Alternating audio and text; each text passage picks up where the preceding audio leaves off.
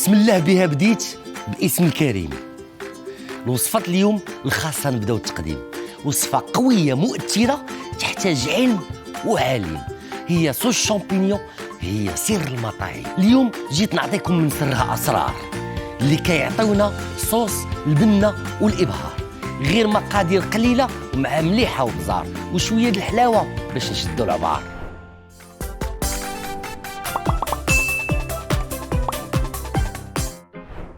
غادي نحتاجو مقادير سهله، غادي نعطيكم الاسرار ديال الصوص شامبينيون ديال المطاعم. تبعوني. غادي نحتاجو واحد المقيله، غنحتاجو شويه ديال اللحم وشويه ديال الدجاج باش ناكومبانيوه مع لاصوص ديالنا ديال الشامبينيون. كيف ما كتشوفوا اول حاجه غادي نديرو، غادي ناخذوا شويه ديال اللحم، غنديروا عليها مليحه والبزار، نفلحوها واحد شويه بهذه الطريقه باش دغيا كيدخل الطياب وحتى في التقطاع كتجي سهله. سيداتي سادتي، ناخذ شويه ديال الزيت الروميه، عريشه الازير كيجي هائل مع اللحوم الحمراء. بسم الله وعلى بركه الله. كنحطوا اللحم ديالنا فوق الورقه ديال الازير، كنخليوه يطيب على المهل، وكنجيو هنا وكنملحوا ونبزروا الجهه الاخرى. ملي وصلنا لهذه المرحله هذه غادي نديروا واحد شويه ديال الزبده باش غادي نكراميليزيو هاد اللحيمه ديالنا. اذا اخواني اخواتي، فاش كنوصلوا لهاد المرحله كنحيدوا اللحم ديالنا، كيكون باقي ما طابش 100%، كيكون مازال ناقصو ثلث في الطهي، وكنحطوه هنا يرتاح.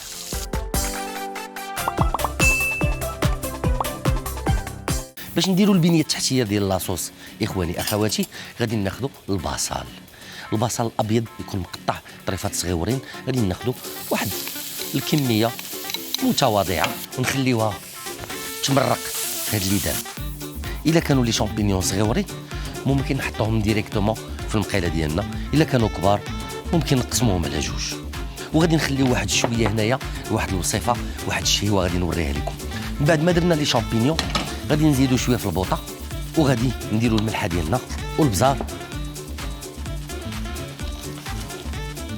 كنديكلاصيو بلاصوص تيغياكي موجوده في الاسواق المغربيه بكثره. هي واحد الصلصه اسيويه فيها واحد النكهه حلوه مالحه بحال الشكل د الصوجا. ولا ما عندكمش هاد الصلصه ما لقيتوهاش، خذوا الصوجا العاديه، غير حاولوا ما تكثروش منها باش ما تجيكمش لاصوص مالحه بزاف. من بعد ما درنا هاد لاصوص هنا كيتحمر شويه، كناخذوا سر من اسرار هاد الوصفه هو لا موطارد ولا الخردل. صلصه الخردل ولا لا موطارد هو اللي كناخذوا منه واحد المعلقه مهوره بهذه الطريقه هذه. انا كنفضل ندير جوج ديال المعلقات. من بعد ما درنا لا موطارد كنحركوا واحد شي شويه. هنا كناخذوا شويه ديال السكر، كنديروا منها واحد شويه لانه غادي تشد لينا الميزان ديال الملحه، وغادي تكراميليزا تولي بحال واحد الكراميل وتخلط مع المكونات، وغادي تعطينا اللون في الصلصه ولا لاصوص. في اخر لحظه عاد كنديروا واحد جوج ديال الفصوص ديال الثومه. هنا كناخذوا القشده الطريه ولا لا كريم فريش ديالنا، وكنبداو نسقيو هاد لاصوص بهذه الطريقه هذه.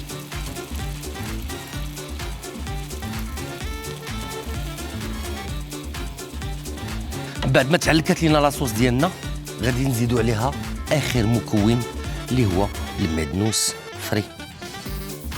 ما كنطيبوش في الاول باش كنخليه يطلق دوك لي زويل ايتيريك، دوك الزيوت ديالو، وكنحركو كيعطينا واحد اللون هائل.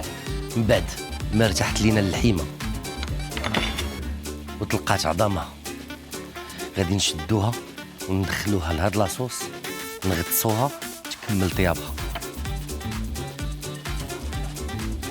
ها السر ديال لاصوص هو هاد المياه ديال اللحيمه مع التوابل كنزيدوها من الفوق وكنخليوها تمزج مع هاد لاصوص.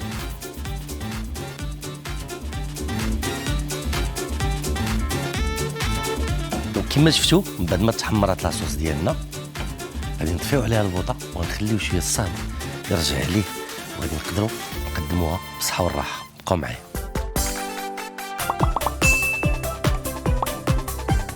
من بعد ما قطعنا اللحيمات ديالنا كنهزو لي شامبينيون كنحطوهم من الفوق، لاصوص ديالنا وكنزينوها بهاد الطريقه.